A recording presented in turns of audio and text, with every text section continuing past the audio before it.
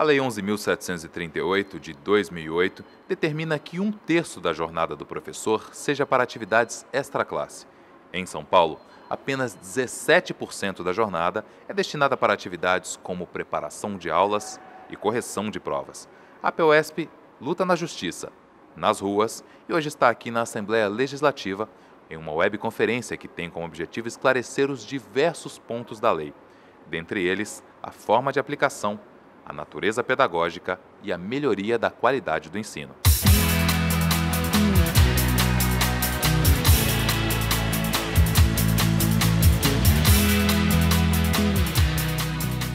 O atual governador, o governador do estado de São Paulo, numa das estações de rádio lá de Franca, disse o quê?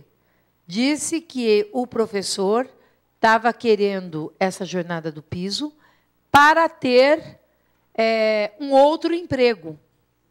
Veja bem, nós estamos querendo dar significado para a jornada do piso e ele, então, sai com essa. A luta pela implementação da lei do piso aqui em São Paulo, eu tenho visitado outros estados, estive recentemente no Ceará, em Sergipe, no Pará. Né? A luta pela implementação da lei do piso, ela deixou de ser uma luta de campanha salarial somente. Né? Não estamos lidando somente com uma campanha salarial ordinária, anual, de reajuste. Ela estabelece a ideia que no Brasil é muito difícil, né? Existe toda uma discussão, a Bebel tem acompanhado isso já há algum tempo, toda uma discussão, uma dificuldade desde a Constituição de 88, desde a LDB, de pensar um sistema nacional de educação, né, que estabeleça padrões, parâmetros mínimos de qualidade para todo o Brasil. E a lei do piso ela dá um passo pequeno, né, um passo pequeno, não podemos esquecer que o que estava colocado como projeto de lei era diferente, a gente pensava lá exatamente num duplo piso, né, num piso que evitasse esse processo de achatamento que tem sido visto em alguns municípios, mas ela dá um passo no sentido de dizer e de estabelecer um padrão mínimo de qualidade da educação brasileira e que pode ser exigido e que dá sentido para o que pode vir a ser um sistema nacional de educação. Sabem os senhores que a sentença da terceira vara de Fazenda Pública de São Paulo foi procedente, né, no sentido de assegurar aos docentes o 1/3 em sala de aula. Né? O Estado entrou com apelação, não conseguiu efeito suspensivo em primeira instância, né, e, diante disso, entrou com um recurso chamado agravo de instrumento no TJ de São Paulo, que caiu na 10ª Câmara Cível, para obter esse efeito suspensivo, que, na prática, é conseguir fazer com que a sentença não seja cumprida até o seu trânsito em julgado. E, no agravo de instrumento julgado pela 10ª Câmara Cível, a 10ª Câmara acabou aceitando o pleito do Estado e deferiu esse efeito suspensivo, sob o argumento de que o mandado de segurança pressuporia um direito líquido e certo que, nesse caso, não seria visível de forma plena, na medida em que haveria ainda uma controvérsia interpretativa em torno da Lei Complementar 836 do Estado de São Paulo. A nosso ver, uma posição teratológica na medida em que o preceito da Lei Federal do Piso é muito claro. Ele assegura de maneira cristalina e inequívoca o direito a 1/3 fora de sala de aula para a realização de atividades de aperfeiçoamento, planejamento e estudo, que é justamente o que está previsto no artigo 67 da Lei de Diretrizes e Bases. A Lei Federal do Piso se interpreta em conformidade com o artigo 67 da LDB. Então, toda vez que eu vou tratar dessa questão, eu tenho que entender que eu estou cuidando da valorização do profissional do magistério. Então, embora a Constituição Federal ela tenha um princípio que deseja alcançar um ensino de qualidade, para a gente alcançar um ensino de qualidade, precisa valorizar o profissional do magistério e eu não posso desvincular uma coisa da outra. Então, quando eu interpreto a lei do piso salarial nacional, eu preciso interpretar a lei do piso salarial nacional com a ótica da valorização do magistério. Não há outra ótica para se interpretar essa lei que não seja esta. né? Aí vem, na esteira do inciso 8º, a Lei 11.738, que no parágrafo 2º do artigo 2º fala o seguinte: na composição da jornada de trabalho, então do professor, obviamente, observar-se-á o limite máximo de 2/3 da carga horária para o desempenho de atividade de interação com os educandos.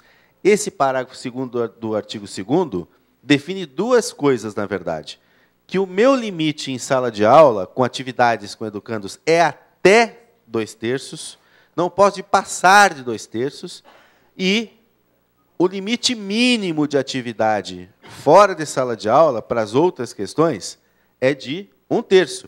Pode ser mais do que 1/3. Então, eu posso ter mais do que 1/3 fora de sala de aula, mas não posso ter mais do que 2/3 dentro de sala de aula, com atividades com os educandos.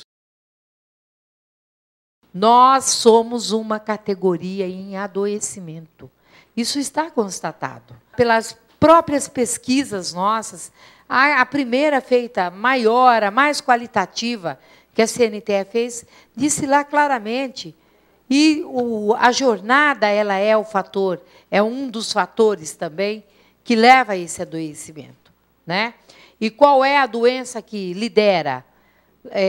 Estresse e a síndrome do burnout, que é você perder o poder de fogo, né? Quer dizer, ficar apático.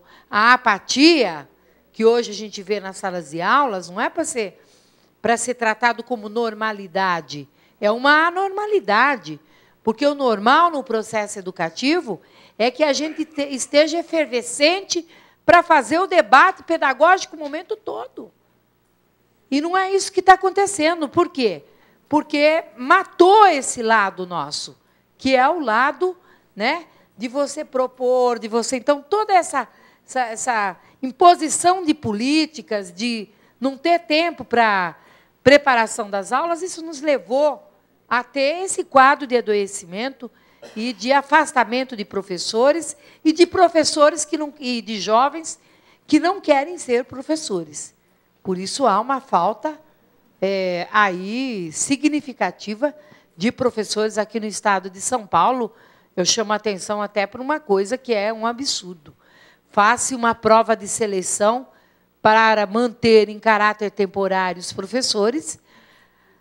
No entanto, faltam professores. Então, faz a prova de seleção, seleciona, reprova o professor, depois chama o professor para dar aula, e o outro que nem fez a prova. Quer dizer, nós estamos vivendo um momento muito paradoxal, né, aqui no estado de São Paulo, no sentido da forma como a política educacional ela se conformou e ela não quer ceder.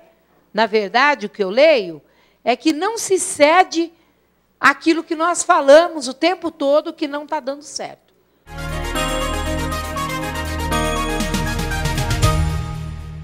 Se você, professor, você, professora, enfrenta problemas com a sua aposentadoria, informe a APEUESP, enviando seus dados diretamente para a presidência do sindicato. 15 de junho é dia de Assembleia Estadual dos Professores. Os educadores paulistas reivindicam a implementação imediata da jornada do piso e reposição das perdas salariais. Mais ainda, aumento do reajuste previsto para 2012, além dos 5% da GAN. Incorporação dos bônus aos salários.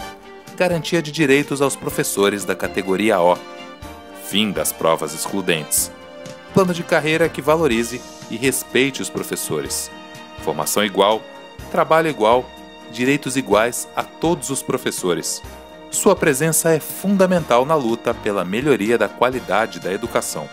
Assembleia Estadual dos Professores, 15 de junho, 15 horas na Praça da República. Participem!